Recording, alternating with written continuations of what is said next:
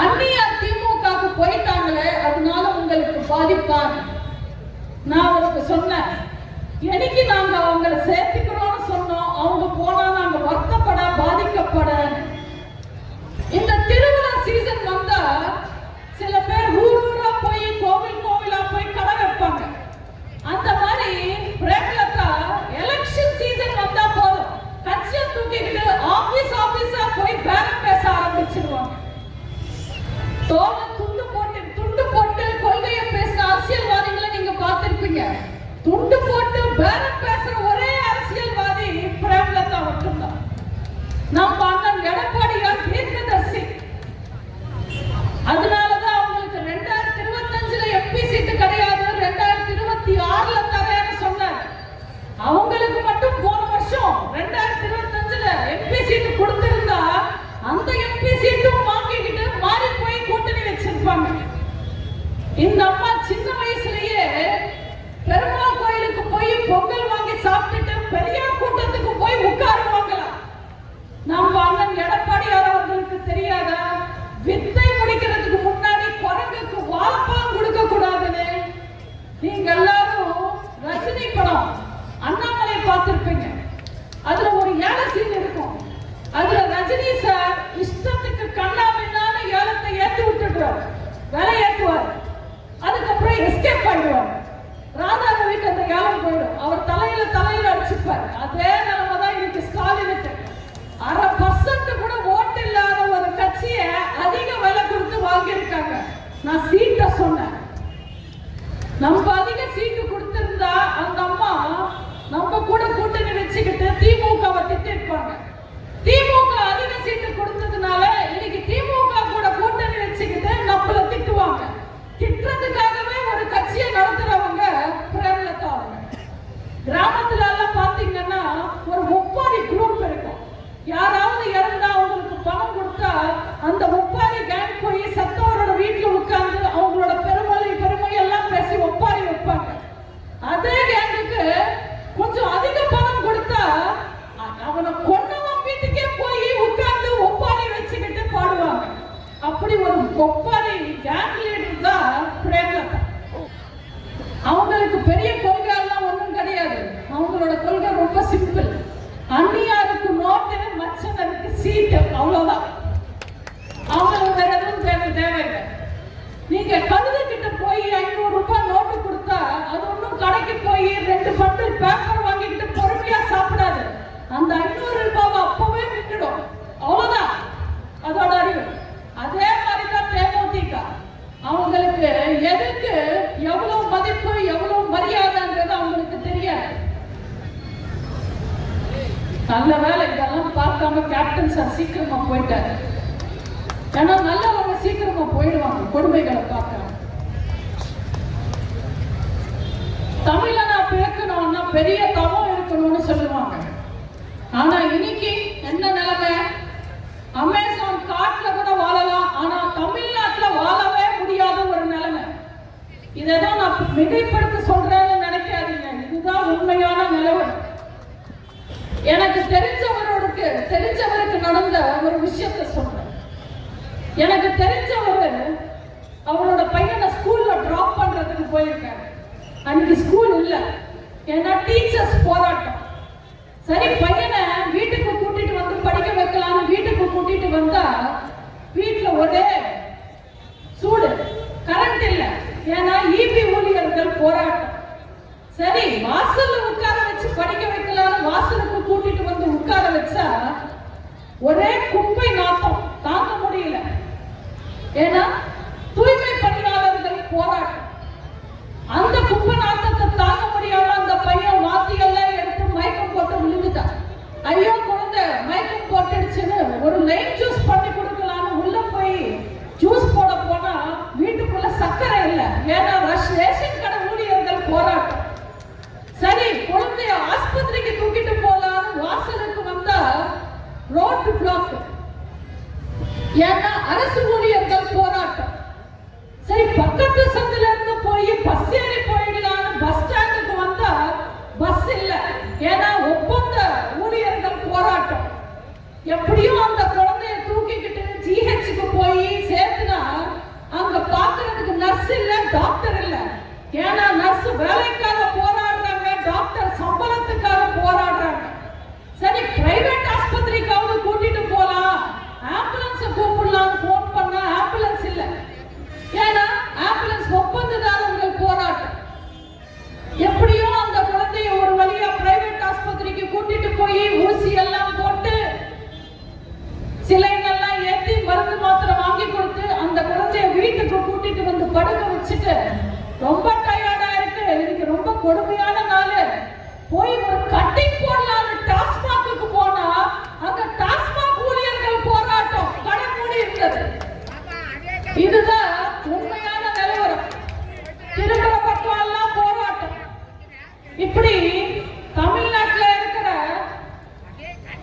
தமிழ்நாடே போராட்டக்களமா மாறிக்கிட்டு இருக்கு. தமிழ்நாட்டோட நல்ல பேரெல்லாம் மாறிக்கிட்டு இருக்கு.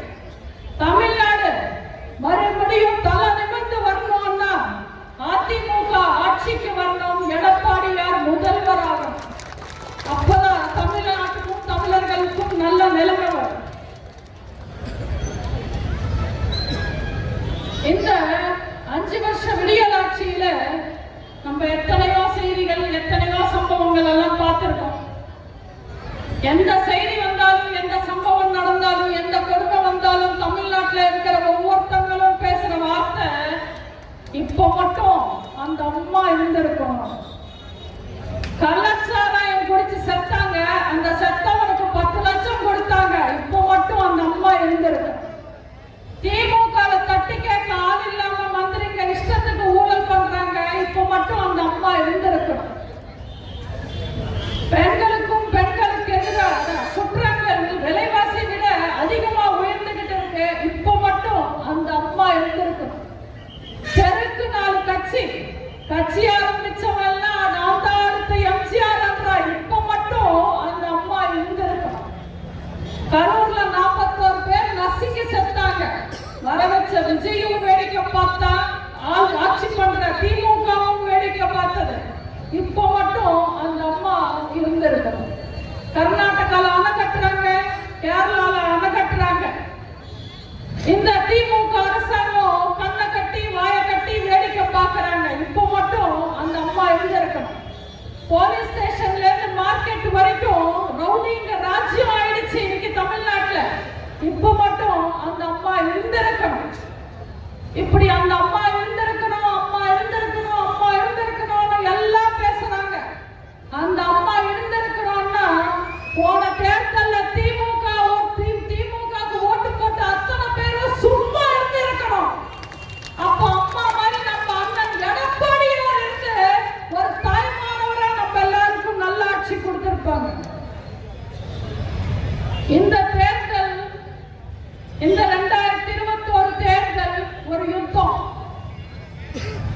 ஏதோ அம்மா சமாதியில ஆரம்பிச்சு அறிவாலயத்தில் முடிஞ்ச ஓபிஎஸ் டிராமா யுத்தம் மாதிரி கிடையாது. மக்கள் விரோத ஸ்டாலினுக்கும் மக்களில் ஒருவரான எடப்பாடியாருக்கும் நடக்கிற யுத்தம்.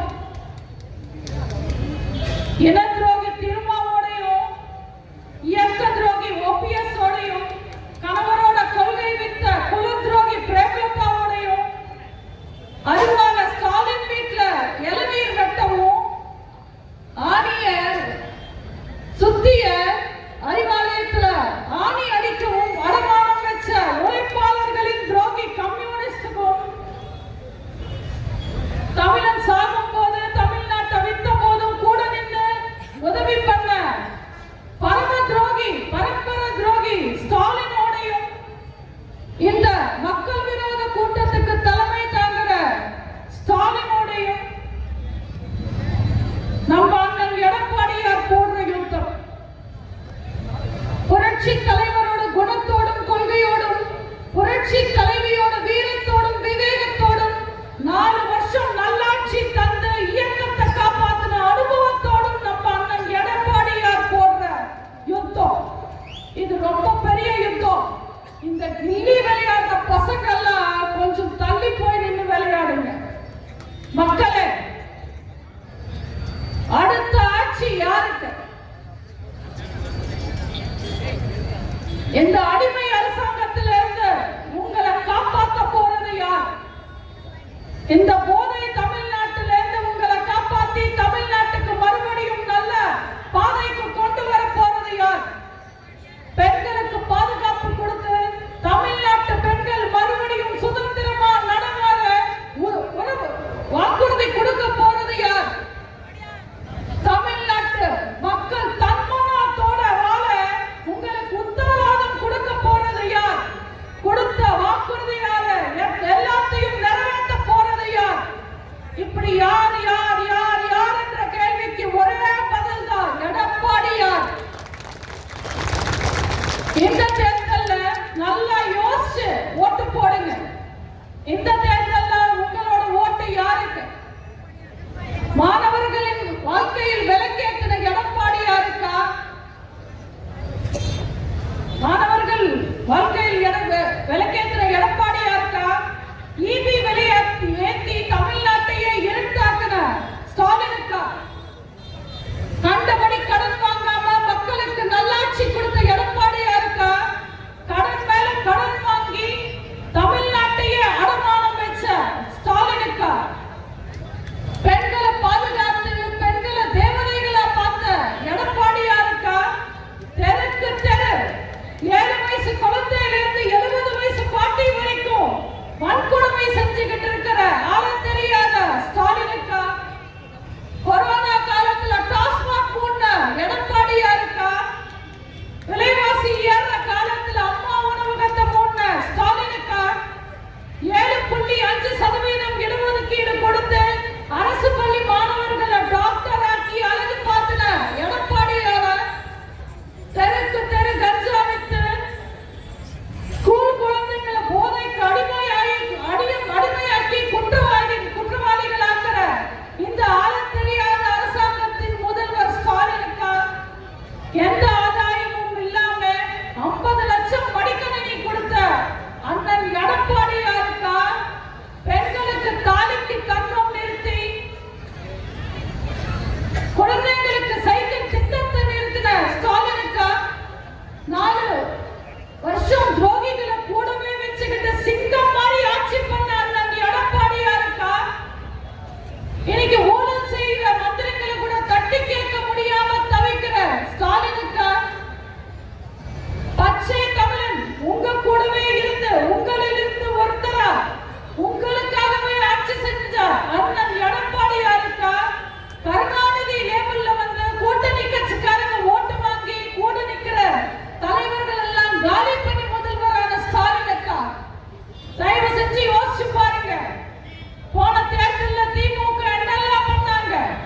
எத்தனை போய் வாழ்ந்த வாக்குறுதிகள், எத்தனை போலி வாக்குறுதிகள், எத்தனை விளம்பரங்கள், எத்தனை திட்டங்கள் நிறுத்தம், எத்தனை விலையேற்றம், எத்தனை கொலை, எத்தனை கொள்ளை, எத்தனை போதை, எத்தனை கற்பழிப்பு, பட்ட கொடுமை பத்தாத மறுபடியும் இந்த வேதனை தேவையா?